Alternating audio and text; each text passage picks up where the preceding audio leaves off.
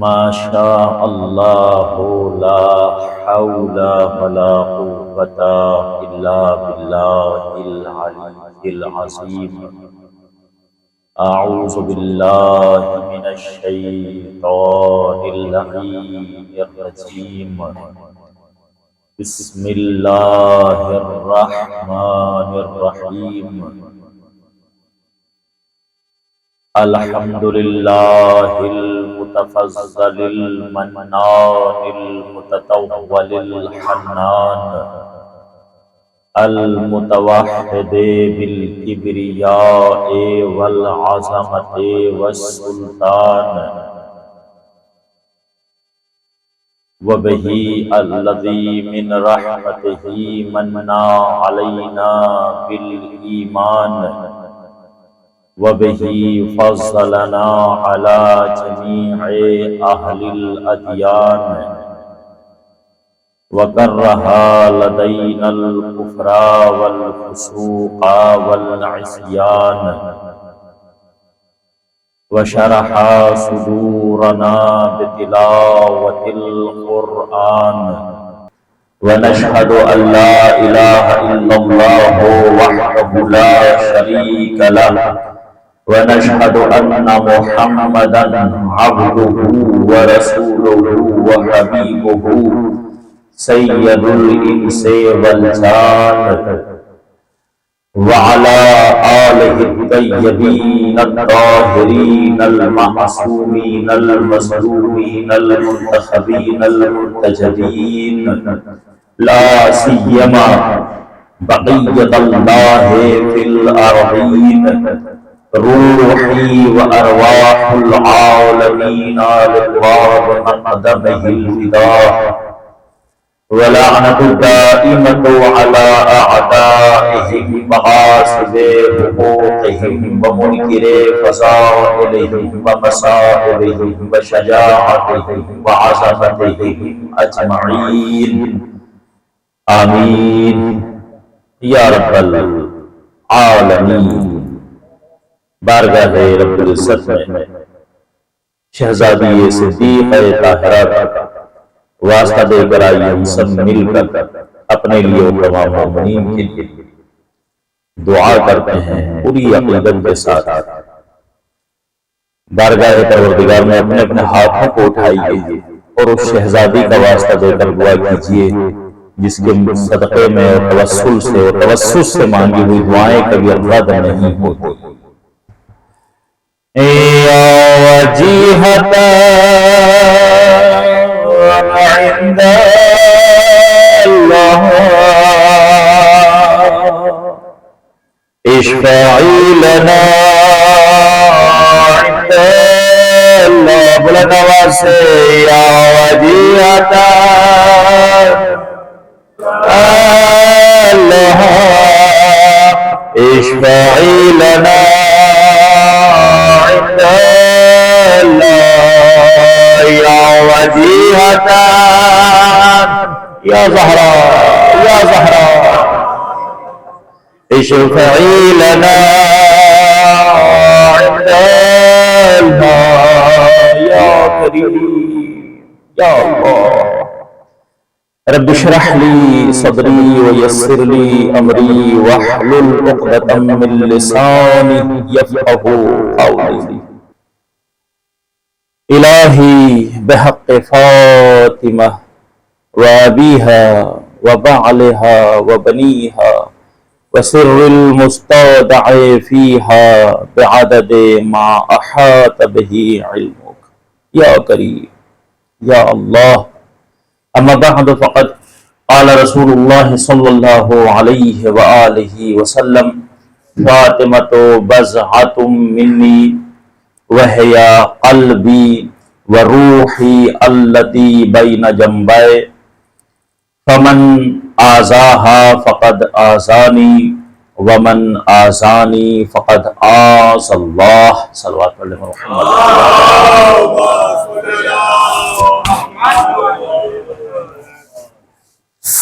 محترم اور معزز سامعین، پروردگار عالم آپ سب کو سلامت رکھے، شاد و آباد رہیں آپ حضرات۔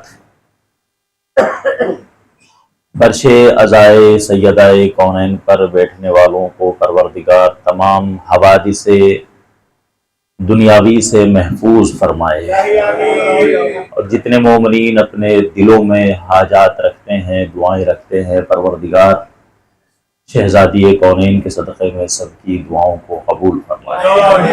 پروردگار ہمارے اعمال کو ایسا بنا دے، ہمارے کردار کو ایسا بنا دے کہ ہمیں یہ کہنے کی ضرورت نہ پیش آئے کہ ہم امام کے چاہنے والے ہیں، بلکہ امام خود ہم سے کہے کہ تم ہمارے چاہنے والے ہو۔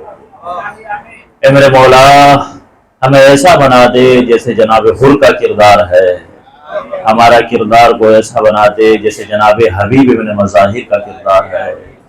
پروردگار یہ ایسی ذات کے سلسلے سے مجالس کا آغاز ہو رہا ہے، وہ فاطمہ کہ جس کے لیے تیرے رسول نے فرمایا ما رضیت حتی رضیت فاطمہ، تجھے اسی فاطمہ زہرا کا واسطہ ہماری دعاؤں کو قبول فرما، جو بیمار ہیں ان کو شفا عطا فرما، جو بے گناہ قید ہیں ان کو رہائی عطا فرما، جو بے اولاد ہیں ان کو اولاد دیندار عطا فرما، صاحبان اولاد کی حفاظت فرما۔ پروردگار تجھے واسطہ محمد وآل محمد۔ آج کے دن کے سب سے عظیم اور اہم دعا یہ ہے، وقت کے امام منتقم خون حسین امام زمانہ علیہ السلام کے ظہور میں تعجیل فرما، ہم کو ان کے آوان و انصار میں شریک فرما۔ ربنا تقبل منا انکا انت السمیع العلیم۔ مجلس اعزا اور اپنی دعاؤں کی قبولیت کے لیے پوری عقیدت کے صدق نعرہ صلوات پڑھ لیجیے۔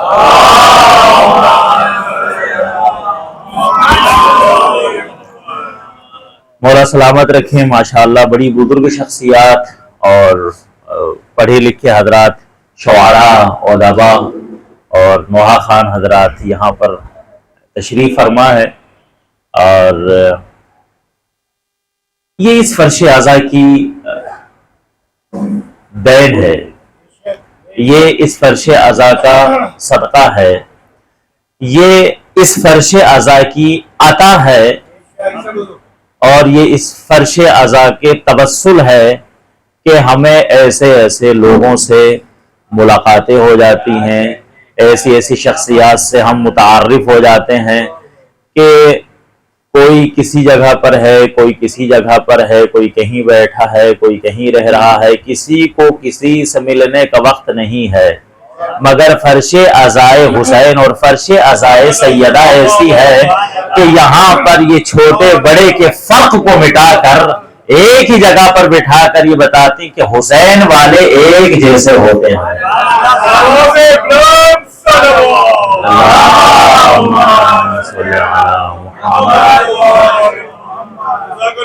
مولا سلامت رکھیں آپ کو۔ بھئی نجف اشرف اتنی بلندی پر ہے کہ جہاں پر بیٹھ کر پوری دنیا نظر آتی ہے۔ اب جس کا نام ہی اشرف ہو، بھئی شریف ہونا اور بات ہے، اشرف ہونا اور بات ہے۔ آپ کو دنیا میں شریفوں کی بھیڑ ملے گی مگر اشرف ایک ہی ہے، یہ بھی شریف، وہ بھی شریف، وہ بھی شریف، جس کی ساری زندگی شرارت میں گزر گئی وہ بھی شریف، مگر اشرف ایک ہی ہے، اور ایک ہی ہے نجف اشرف، پوری دنیا وہاں سے نظر آتی ہے۔ اب ہمارے محترم عباس جائسی صاحب یہاں پر تشریف فرما ہے، ان کے جو سسرالی رشتہ دار ہیں انہوں نے وہاں پر ایک امام بارگاہ بنایا ہے، موقف باب الحسین۔ کیا لاجواب امام بارگاہ بنائی ہے، کیا خدمات ہوتے ہیں، ایک وقت میں ایک ایک دن کے جو کھانے کا خرچ ہے الحمدللہ وہ کئی لاکھ انڈین کا ایک دن کا خرچہ ہے۔ سبحان اللہ، سبحان اللہ۔ اور اس طرح کی امام بارگاہ یہاں سے لے کر کربلا تک کتنا فاصلہ ہے، 90 یا 95 کلومیٹر، ایک امام بارگاہ کی دیوار دوسرے امام بارگاہ سے ملی ہوئی ہے، اور ہر امام بارگاہ میں اتنی ہی خدمات ہو رہی ہیں۔ سبحان اللہ۔ تو ہم اس جگہ پر ہیں کہ جہاں پر رہنے کے بعد کوئی حاجت باقی نہیں رہتی ہے، مگر قسم خدا کی یہ عزائے فاطمہ کا کمال ہے، یہ محبت زہرا کا کمال ہے کہ مولا نے حکم دیا کہ یہاں رہ رہے ہو مگر جاؤ سرزمین ہندوستان کے اوپر بھی کچھ مومنین ہے جو یہاں سے ہم نے تمہارے کشکول میں کچھ صدقہ ڈال دیا ہے، یہ جو تھوڑے سے موتی ڈال دیے ہیں، جاؤ ان موتیوں کو پہنچا کر آؤ ان تک جو ان کا انتظار کر رہے ہیں۔ تو میں ذرہ نجف وہاں سے چل کر یہاں آیا، ایسے مقدس چہروں سے ملاقاتیں ہوئیں، یہ زیارتیں ہوئیں۔ پروردگار ان چہروں کو، ان جسموں کو، ان آوازوں کو، ان حوصلوں کو ہمیشہ سلامت رکھے، اور اگلے سال انشاءاللہ ہم اس سے بہتر طریقے سے پوری دنیا میں مل کر عزائے سیدہ کو منا سکیں۔ امید کرتا ہوں کہ کل کی تقریر آپ حضرات کے اذہان عالیہ میں ہوگی۔ کل ہم نے عرض کیا تھا کہ شہزادی کونین ایک ایسی ذات گرامی ہے کہ جن کی حقیقت چند ذوات نورانیہ کے علاوہ آج تک کوئی درک، اچھا پڑھے لکھے حضرات ہوں تو بات کرنے کا مزہ آتا ہے، تمہید کی ضرورت نہیں ہوتی ہے، زیادہ الفاظ کی ضرورت نہیں ہوتی ہے، مترادفات کی ضرورت نہیں ہوتی ہے، جملہ کہتے ہیں بات پہنچ جاتی ہے، ٹھیک ہے۔ اب آپ ماشاءاللہ نقطہ سنج لوگ جن کے بزرگوں کا تعلق لکھنؤ جیسی سرزمین سے ہو، نصیر آباد جیسی سرزمین سے ہو، جائی جیسی سرزمین سے ہو، اور لکھنؤ تو ایک ایسا مرکز بن گیا ہے کہ جہاں پر سارے کے سارے مراکز کے لوگ آ کر جمع ہو گئے ہیں، وہ مرکز وہ مرکز وہ مرکز، مگر ایک بڑا مرکز بنا جسے ممبئی کہتے ہیں۔ لکھنؤ اپنی جگہ پر، حیدرآباد اپنی جگہ پر، دہلی اپنی جگہ پر، مگر ممبئی کے بارے میں آج سے 20 سال پہلے یہ تصور نہیں کیا جا سکتا تھا کہ یہ ایک ایسی زمین بنے گی کہ جہاں پر اعلیٰ پیمانے پر عزاداری بھی ہوگی۔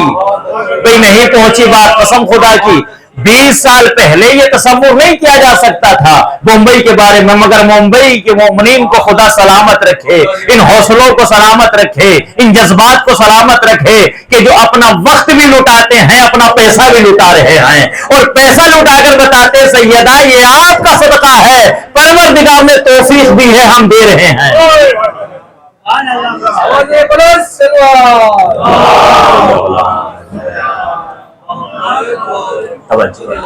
یہ کوئی جذباتی گفتگو نہیں ہے، یہ کسی کے دل کو شاد کرنے والی گفتگو نہیں، یہ حقیقت کے پیرائے میں گفتگو کر رہے ہیں عزیزان کرام۔ اٹھا کر دیکھ لیجئے وہ مومنین جو یہاں پر سن 2000 سے پہلے کے رہ رہے ہیں، ان سے پوچھئے کہ سن 2000 سے پہلے کیا ماحول تھا اور آج کیا ماحول ہے۔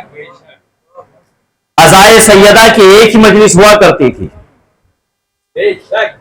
لیکن آج دیکھیے ایک نہیں 20 دن لگاتار، اور ایک دن میں کئی مجالس کا انعقاد۔ اگر یہ بصیرت نہیں تو اور کیا ہے، اگر یہ محبت نہیں تو اور کیا ہے، اگر یہ عقیدت نہیں تو اور کیا ہے۔ جناب زہرا سلام اللہ علیہا کی عظمت،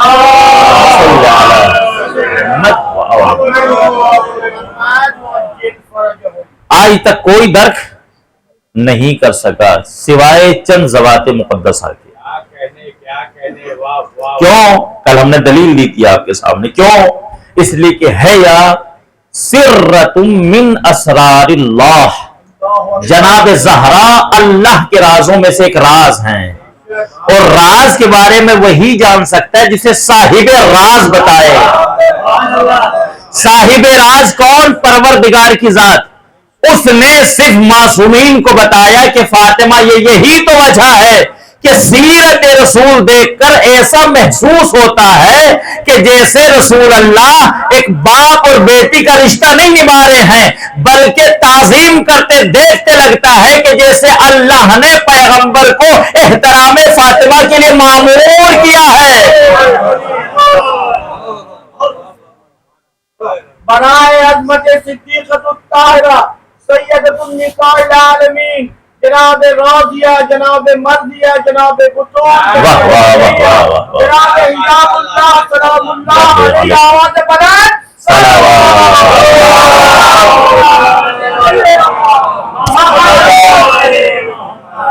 سلامت رکھیں آپ، زندہ باد سلامت رہیں آپ۔ کیا شان ہے شہزادی کونین سلام اللہ علیہ کی۔ مختلف زاویے سے، مختلف پہلوؤں سے شہزادی کونین کی عظمت بیان کی جا سکتی ہے۔ ایک منظر آج پیش کرنا چاہتا ہوں آپ کے سامنے کہ رسول اللہ نے بحیثیت معصوم ایک معصومہ کا جو احترام کیا ہے وہ سب اپنی جگہ پر، لیکن رسول اللہ نے بحیثیت دختر جو جناب زہرا کا احترام کیا ہے وہ ہم سب کے لیے نمونہ عمل ہے۔ بتایا ہے کہ بیٹیوں کا احترام کیسے کیا جاتا ہے۔ ایسے تو دنیا میں بہت سے لوگوں نے بیٹیوں کا احترام کیا، ولی نے، نبی نے، امام نے، مگر جو انداز تکریم، جو انداز تعظیم، جو انداز ادب، جو انداز احترام اپنی بیٹی حضرت زہرا کے لیے ہمیں سیرت رسول میں ملتا ہے، آج تک کائنات میں اس کی مثال نہیں ملتی ہے۔ بہت اچھی بات ہے، کیا کہنے۔ اچھا، آپ اسلام سے پہلے اگر آپ دیکھیے بیٹیوں کو کوئی احترام نہیں تھا، ادھر پیدا ہوتی تھی ادھر زندہ درگور کر دی جاتی تھی۔ پڑھے لکھ کے حضرات تشریف فرمائے ماشاءاللہ، جہاں زندہ درگور۔ مگر ادھر اسلام آیا، نبی کریم صلی اللہ علیہ وآلہ وسلم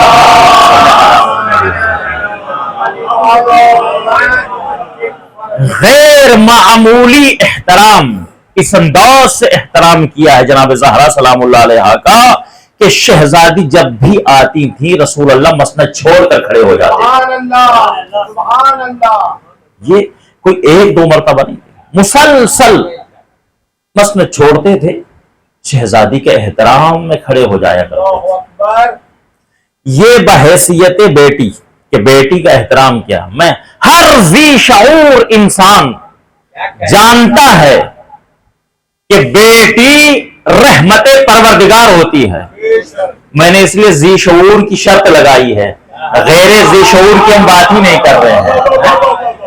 ہر ذی شعور انسان، دوسرا لفظ انسان استعمال کیا ہے اس لیے کہ آپ کو بہت سارے سڑکوں کے اوپر انسان نما تو دکھائی دیں گے مگر انسانیت نہیں ہوتی ہے۔ ہر ذی شعور انسان یہ جانتا ہے کہ بیٹی کا احترام کیا ہے، یہ اللہ کی رحمت ہے انسان کے اوپر۔ دیکھیں دو چیزیں ہیں، نعمت اور رحمت۔ ماشاءاللہ پڑھے لکھے حضرات تشریف فرما ہے، دو الگ الگ چیزیں ہیں۔ شریعت محمدی میں بیٹی کو رحمت سے تعبیر کیا گیا ہے، بیٹے کو نعمت سے تعبیر کیا گیا ہے۔ ایک رحمت، دوسری نعمت۔ بیٹی ہے رحمت، بیٹا ہے نعمت، دونوں میں بڑا فرق ہے۔ فرق یہ ہے کہ جب رحمت دیتا ہے تو کوئی حساب نہیں، ہائے ہائے ہائے ہائے، بے رحمت پر حساب نہیں ہوتا، توجہ کیجئے گا۔ جب رحمت ملی تو کوئی حساب نہیں، مگر نعمت پر حساب مانگا جائے گا۔ نعمتیں دی تھی کیا ان کے ساتھ کیا، علی کی ولایت پر پالا کہ نہیں پالا، حسین کا عزادار بنایا کہ نہیں بنایا۔ مگر جیسے رحمت گھر میں آتی ہے فرشتوں کا نزول شروع ہو جاتا ہے اور منادی ندا کرنے کے بعد کہتا ہے اے فلاں شخص، بیٹی ہم نے بھیجی ہے تو رزق کا اہتمام بھی ہم کریں گے۔ رحمت پروردگار ہے بیٹی، خوش نصیب ہے اور مبارک ہے وہ خاتون جس کے یہاں پر پہلے بیٹی کی ولادت ہوتی ہے۔ یہ مزاج بدلا ہے رسول اللہ نے اپنی حیات طیبہ میں، جب بھی آتے تھے احتراماً کھڑے ہو جاتے تھے۔ چھٹے امام حضرت امام جعفر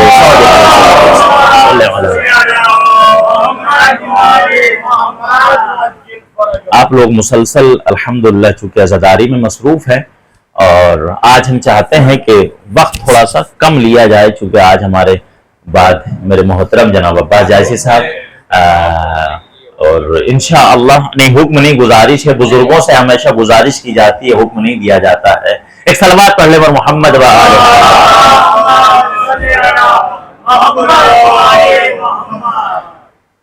چھٹے امام فرماتے ہیں کہ میری جدہ ماجدہ صدیقہ طاہرہ نے خود اپنے بارے میں ایک حقیقت کا انکشاف کیا ہے۔ سورہ نور کی آیت نمبر 63 جب یہ نازل ہوئی، لا تجعلوا، ہم آپ کو بتا رہے ہیں آج کی پوری مجلس صرف اسی لیے ہے، اسی پر ختم ہو جائے گی کہ جناب زہرا کا رسول اللہ نے بحیثیت دختر کیسا احترام کیا ہے، بس ذہن میں رکھے گا ایسا نہیں۔ سبحان اللہ سبحان اللہ۔ فرماتے ہیں کہ جب یہ آیت کریمہ نازل ہوئی، لا تجعلوا دعاء الرسول بینکم کدعاء بعضکم بعضا، تم جو آپس میں ایک دوسرے کو پکارتے ہو، جو انداز اپناتے ہو، خبردار میرے رسول کو اس طریقے سے نہ پکارنا۔ بے شک لا تجعلوا دعاء الرسول، خبردار ایسے نہ پکارنا میرے رسول کو، بلکہ جب میرے رسول کو پکارنا تو احترام کے ساتھ پکارنا، جب میرے رسول کو پکارنا تو عزت و توقیر کے ساتھ پکارنا۔ جیسے ہی آیت نازل ہوئی، چھٹے امام فرماتے، میری جدہ فرماتی ہے کہ آیت نازل ہوئی، میں اپنے بابا کی خدمت میں حاضر ہوئی۔ جیسے ہی میں حاضر ہوئی، اب یہ ہے گھر کا ماحول۔ میں نے پرسوں کی مجلس میں یہ بات عرض کی کہ کھانا کیسا بنا ہے یہ معلوم کرنے کے لیے پوری دیگ نہیں کھائی جاتی، اگر بات پہنچ گئی ہے تو کافی ہے۔ ایک دو دانہ اس سے کس کے گھر کا کیا ماحول ہے، اس گھر کے کسی بچے سے ملاقات کر کے دیکھ لیجئے، معلوم ہو جائے گا۔ ابھی ہم آ رہے تھے گاڑی میں، ہمارے ساتھ ایک بچہ بیٹھا ہوا تھا، ہم نے اس سے کچھ سوال کیے تو لگا کہ گھر کا ماحول بہت پیارا ہے۔ توجہ کیجئے گا جانے گرام، تو بچے سے ملاقات کر لیجئے، معلوم ہو جائے گا کہ گھر کا ماحول کیسا ہے۔ چکنی چپڑی باتوں میں نہ آئیے کسی کی، یہ دیکھیے کہ گھر کا ماحول کیسا، بچہ سب بتا دیتا ہے۔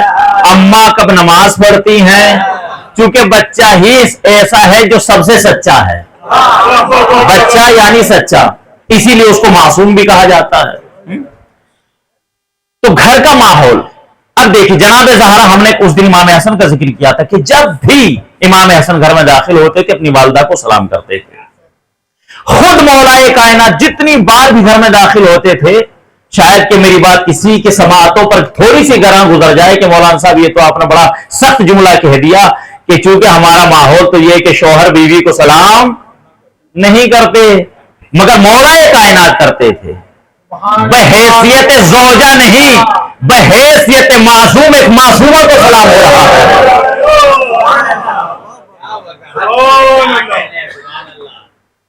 اور اسی طرح جب شہزادی آئیں، آنے کے بعد سلام کیا، خود شہزادی کہتی ہیں جب میں آئی اور میں نے سلام کیا، ان اقولا یا رسول اللہ، ان اقولا یا ابتا فکنت اقول یا رسول اللہ۔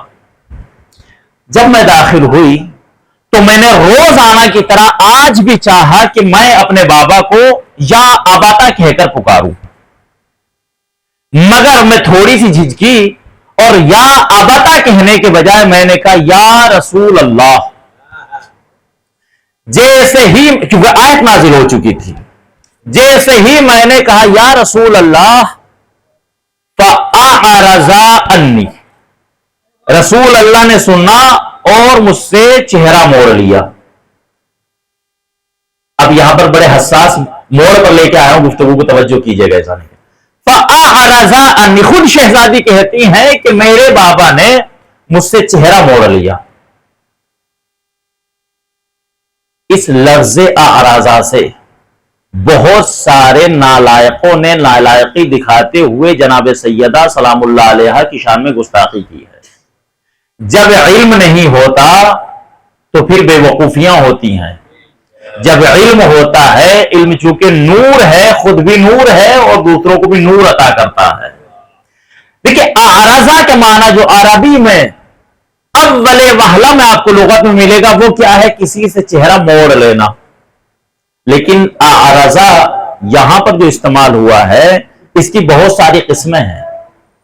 میں مثال سے آپ کے سامنے واضح کرتا ہوں.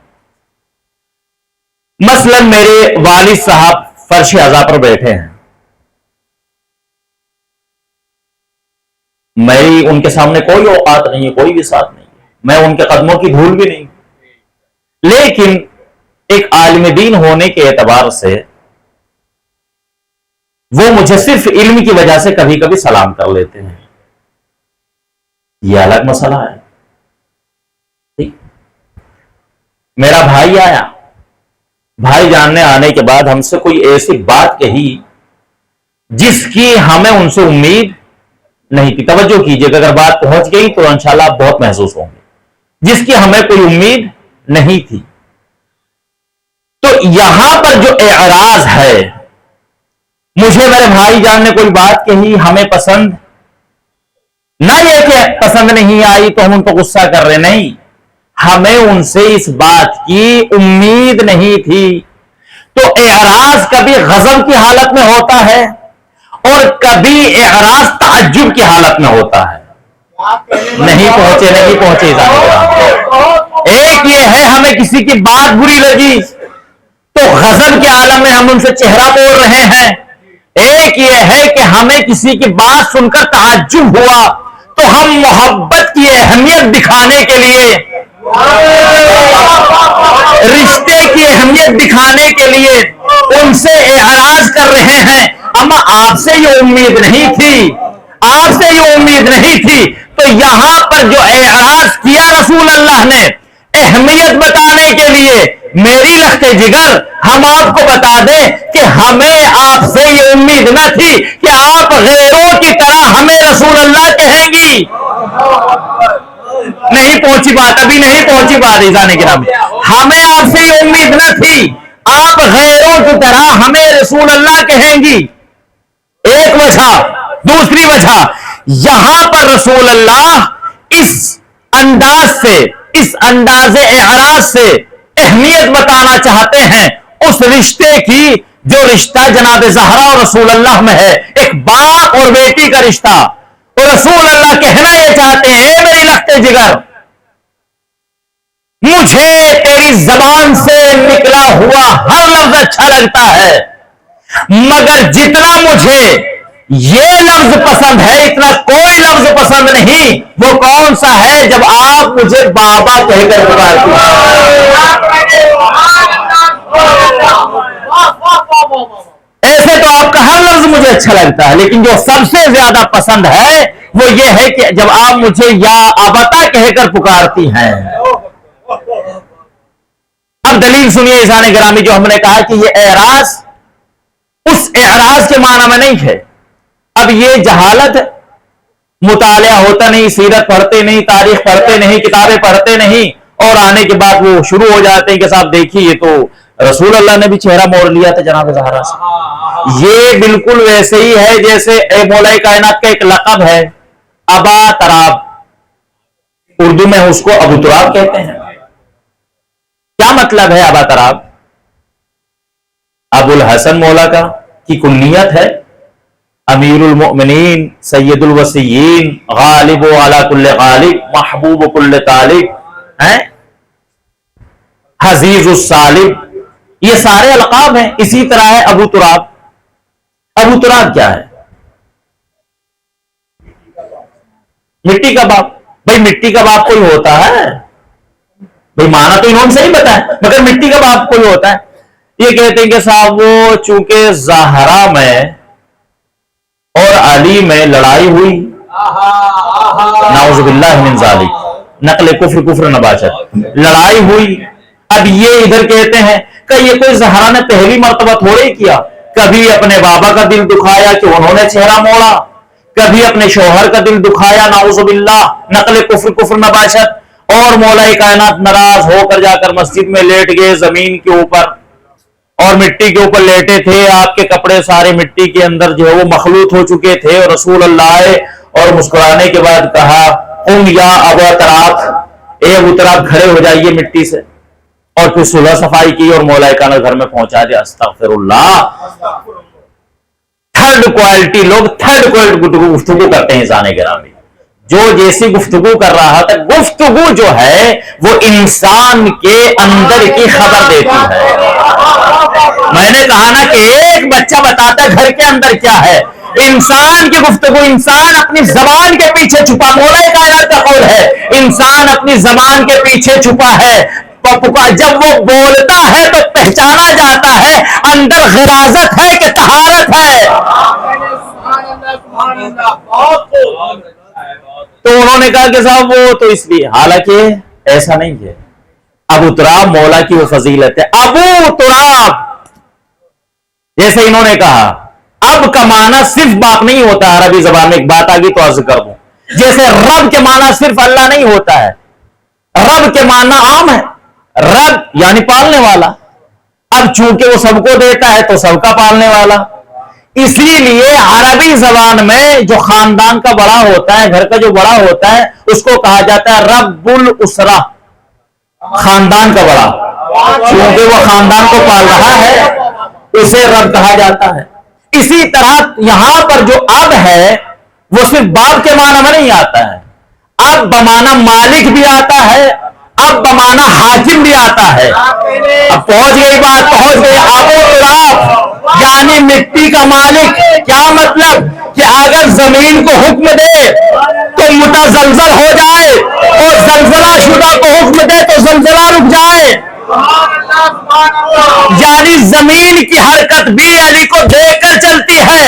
اگر زلزلہ آ رہا ہو تو علی ہاتھ رکھ کر کے زمین تجھے کیا ہو گئی؟ ابو تراب تجھے حکم دیتا ہے ٹھہر جا تو زمین رک جاتی ہے.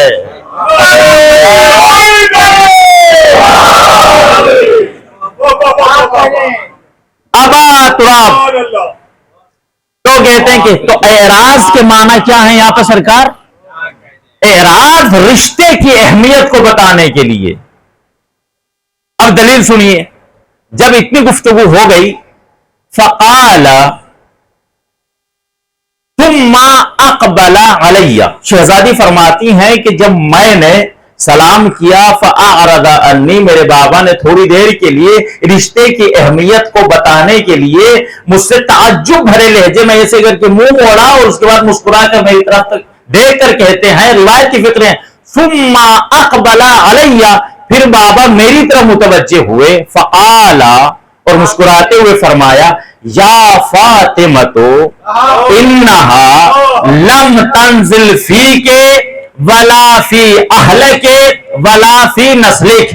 یہ جو آیت کریمہ نازل ہوئی ہے یہ آپ کے بارے میں نازل نہیں ہوئی ہے، نہ آپ کے بارے میں نازل ہوئی، نہ آپ کے اہل کے بارے میں نازل ہوئی. اہل ان کو کہا جاتا ہے جن میں اہلیت پائی جائے، نالائقوں کو اہل نہیں کہا جاتا. آپ کے اہل کے بارے میں نازل ہوئی، ولا فی نسلک، اور نہ آپ کی نسل کے بارے میں نازل ہوئی.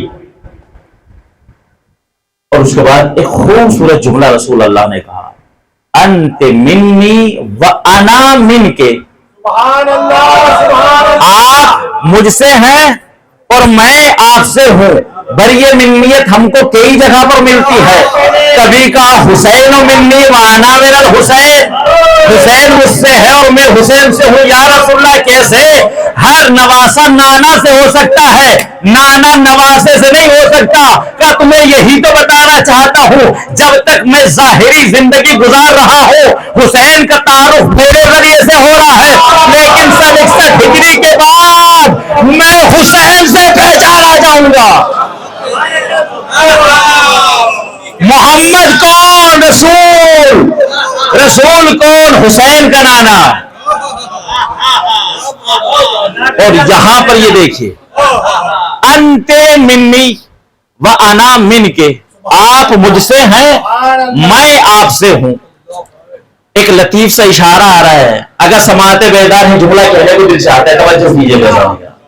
یہ جملہ کہہ کر رسول اسلام نے ایک پیغام دیا ہے کہ یاد رکھو جس طریقے سے فاطمہ کے لیے یہ شرف کی بات ہے کہ فاطمہ کو مجھ جیسا سید المرسلین باپ ملا ہے، مجھ محمد کے لیے شرف ہے کہ مجھے فاطمہ جیسی بیٹی ملی ہے.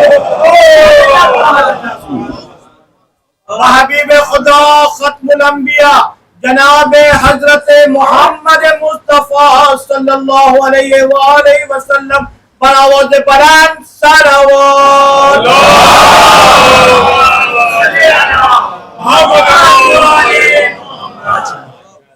اگر فاطمہ کے لیے شرف ہے کہ اسے مجھ جیسا باپ ملا ہے تو میرے لیے شرف یہ ہے کہ مجھے فاطمہ جیسی بیٹی ملی ہے. یہ ہے عظمت جناب زہرا سلام اللہ علیہ، یہ ہے عظمت.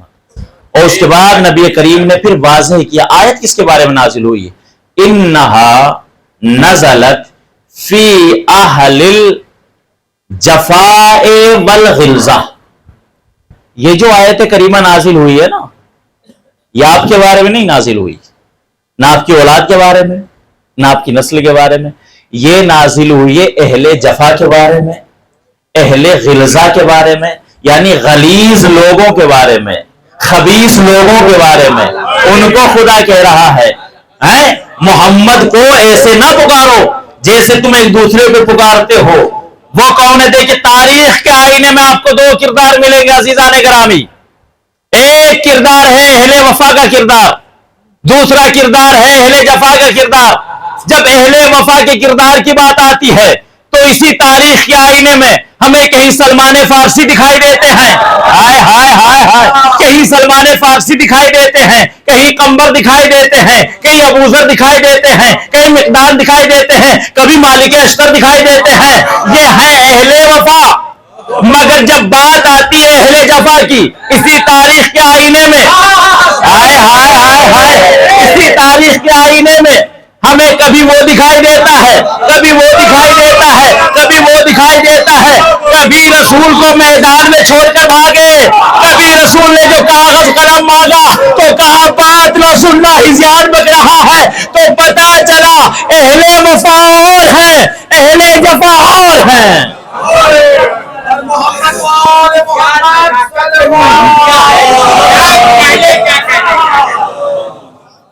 اہل وفا اور ہیں. محبتوں کو شکریہ، مولا بزرگوں کو سلامت رکھے. اہل وفا اور ہیں، اہل جفا اور ہیں. یہ دو کردار آپ کو تاریخ کے آئینے میں نظر آئیں گے. اے میری لخت جگر، یہ آپ کے بارے میں نازل نہیں ہوئی ہے، یہ ان غلیظ لوگوں کے بارے میں نازل ہوئی ہے، ان خبیث لوگوں کے بارے میں نازل ہوئی ہے. انت منی و انا منک، آپ مجھ سے ہیں اور میں آپ سے. سلامات پڑھ لیں محمد والے محمد.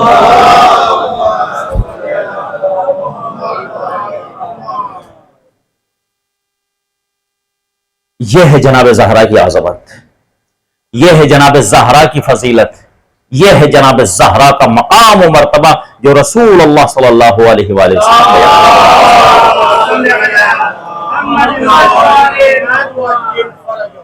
مولا آپ کو سلامت رکھیں. تھکے تو نہیں آپ حضرات؟ ایک لطیف سا اشارہ پیش کروں گا اور ربط مسائل. مولا آپ کو سلامت رکھیں، آپ کی محبتوں کا مقروض ہوں.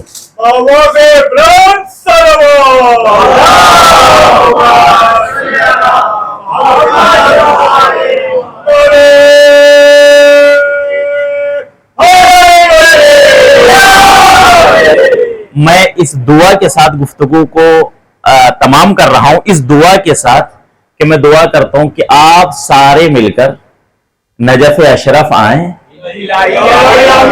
کربلا کی زیارت کے لیے سارے مومنین آئیں، اور میں آپ کا خادم مولا کا نوکر آپ کو یہی فضائل مولا کائنات کے حرم میں بیٹھ کے سناؤں اس دعا کے ساتھ انشاءاللہ.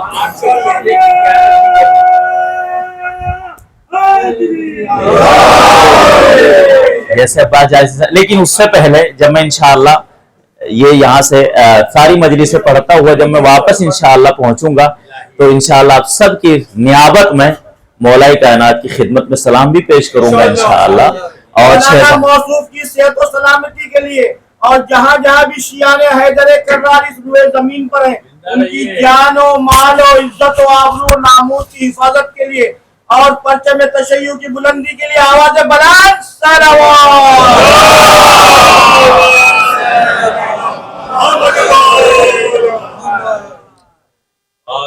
عزیزان گرامی، یاد رکھیے گا کہ تعریف جو رسول اللہ جناب زہرا سلام اللہ علیہ کی پیش کر رہے ہیں، یا عظمتیں فضیلتیں بیان کر رہے ہیں، تعریف اگر کوئی اپنا کرے تو بات اور ہوتی ہے، اگر تعریف کوئی مخالف کرے تو بات اور ہوتی ہے۔ بھئی اگر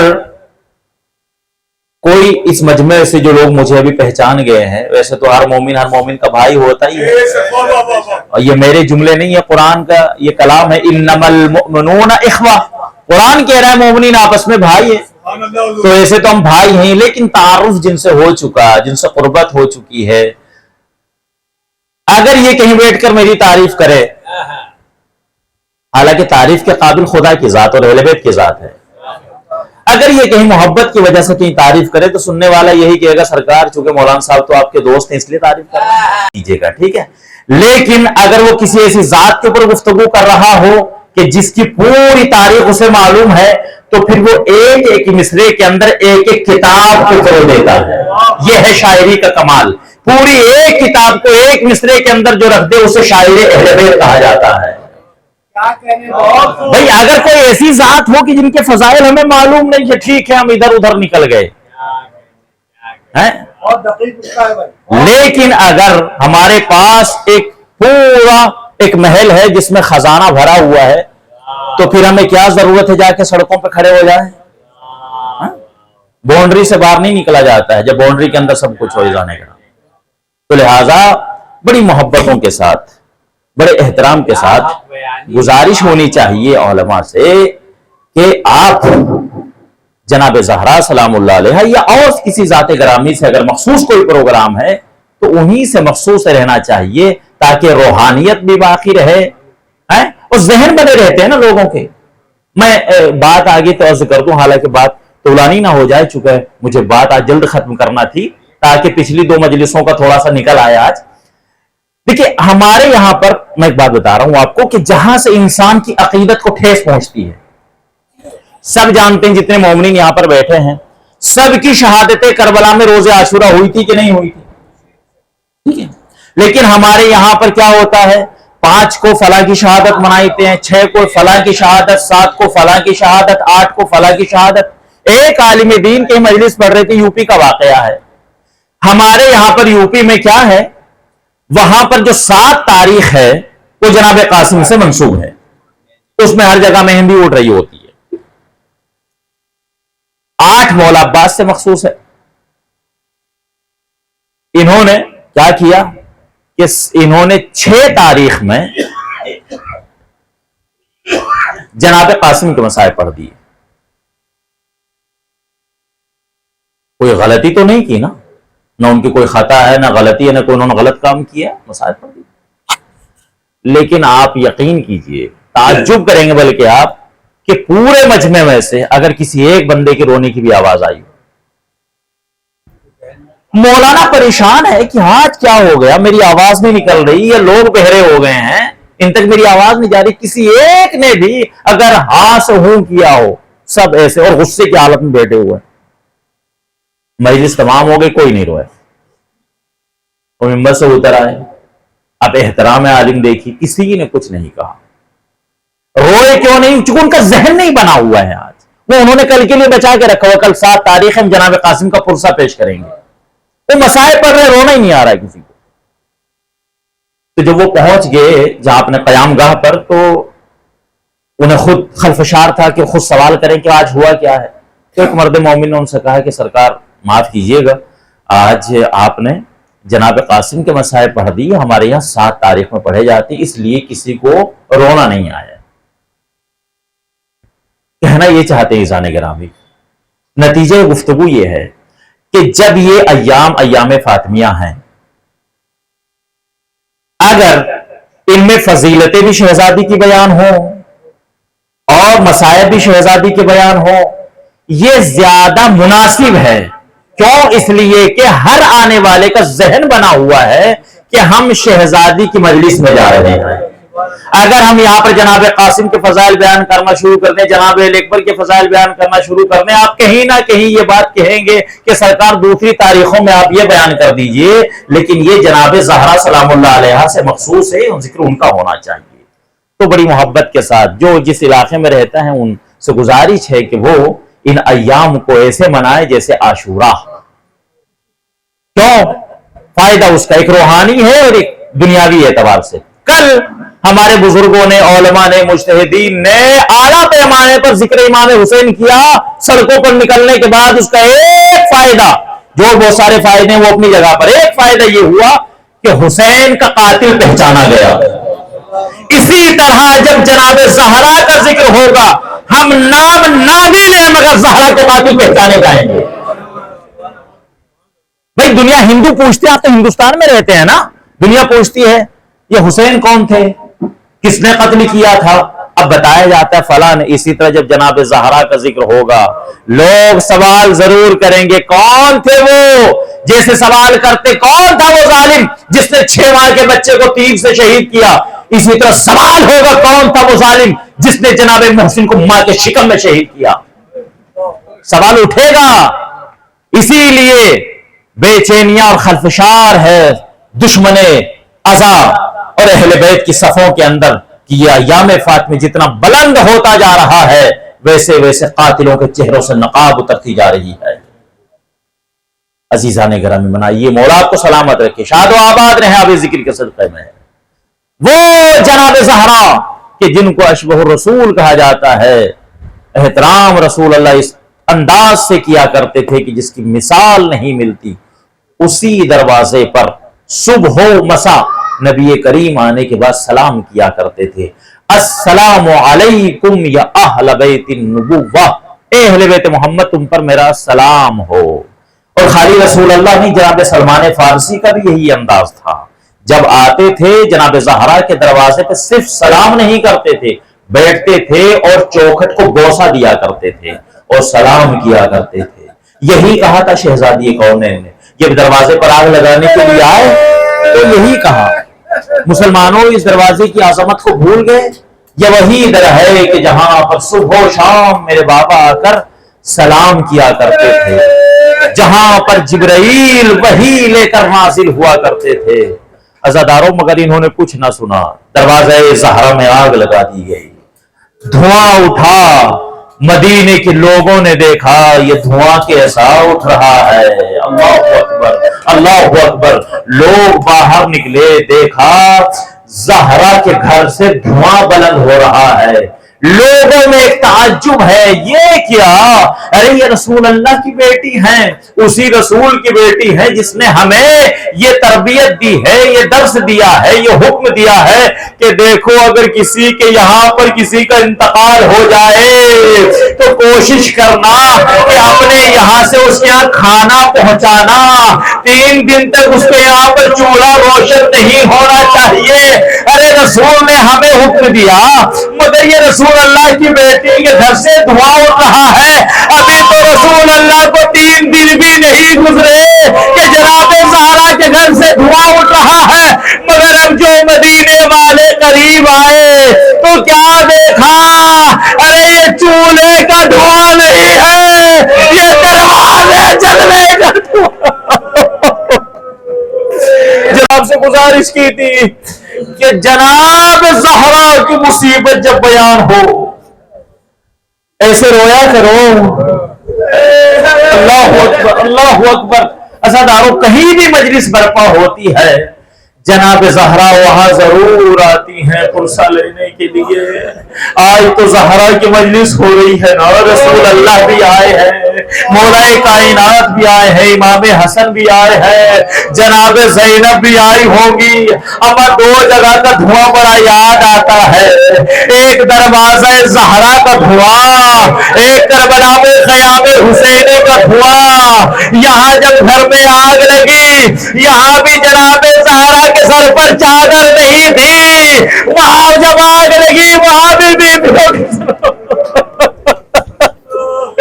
جناب سلیم نے یہی تو سوال کیا تھا، مولا یہ بتائیے کہ یہ گھر میں کب داخل ہوئے تھے اور کیسے داخل ہوئے تھے؟ مولا علی نے کہا تو سلیم مصیبت کا مقام یہ نہیں ہے کہ یہ میرے گھر میں داخل ہوئے، مصیبت کا مقام یہ نہیں ہے کہ انہوں نے میرے گلے میں رسی کا پھندا ڈالا۔ اے سلیم سنو گے تو چیخیں مار کر رو گے کہ مولا بیان کیجئے، میں اتنے مسائل سن چکا ہوں کہ اب سننے کی مجھے عادت ہو گئی ہے۔ اے سلیم سنو، جب یہ بدماش میرے گھر میں داخل ہوئے تو اس وقت داخل ہوئے جب زہرا کے سر پر چادر نہیں تھی۔ نہیں عزیزانو، آپ نہیں پہنچے جانا چاہتا تھا۔ عرب سے بڑا کوئی غیرت مند نہیں ہوتا۔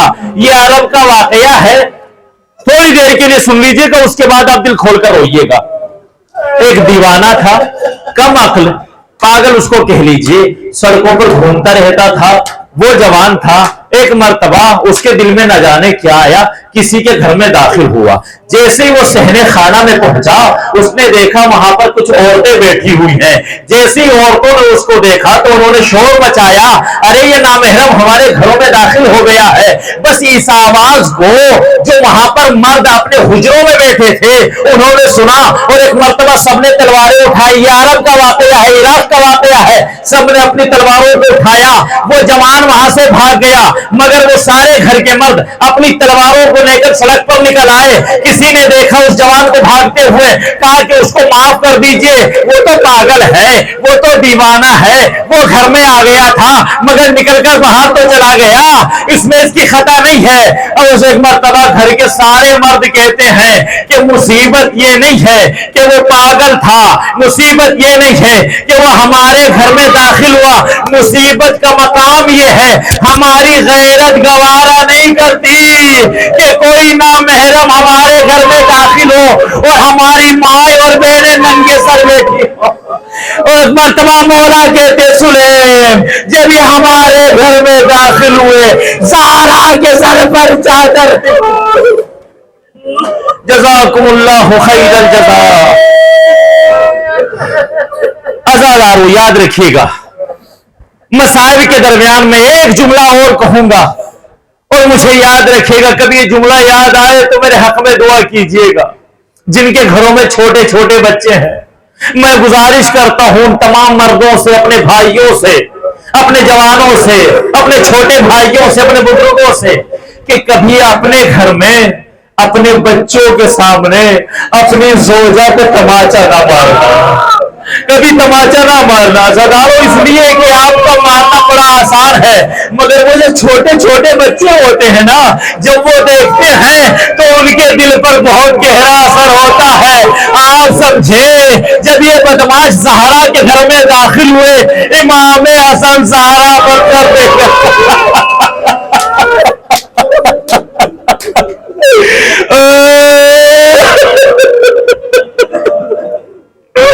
امام حسن یہ سارا منظر دیکھ رہے تھے۔ یہی وجہ ہے جب ایک مرتبہ ایک صحابی نے سوال کیا، مولا میں یہ دیکھتا ہوں کہ جب بھی آپ مسجد نبوی کی طرف نماز کے لیے جانا چاہتے ہیں، کبھی آپ چھوٹے راستے سے نہیں جاتے، ہمیشہ اس بڑے راستے کو اختیار کرتے ہیں۔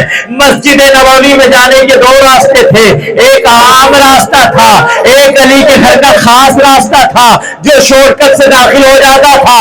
ایک مرتبہ جیسے ہی صحابی نے سوال کیا، مولا حسن رونے لگے، روتے روتے کہتے ہیں اے میرے صحابی تو نے میرے زخموں کو تازہ کر دیا۔ صحابی نے ہاتھوں کو جوڑ لیا، مولا کیا مجھ سے کوئی غلطی ہو گئی؟ کہا نہیں تجھ سے کوئی غلطی نہیں ہوئی، لیکن مجھے میرے مصائب یاد آ گئے۔ کہا مولا کون سے مصائب کا سنو؟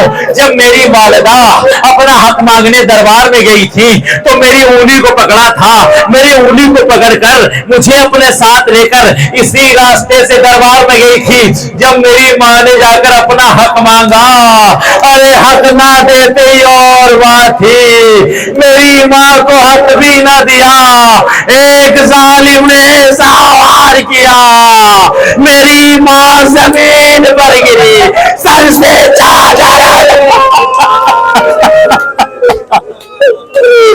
میں جب بھی اس منظر کو یاد کرتا ہوں مجھے میری ماں کی وہ مصیبت یاد آ جاتی ہے جس مصیبت پہ زہرا کہتی رہی صبت علی مصائب وانہا صبت علی الایام سرنا لیالیا.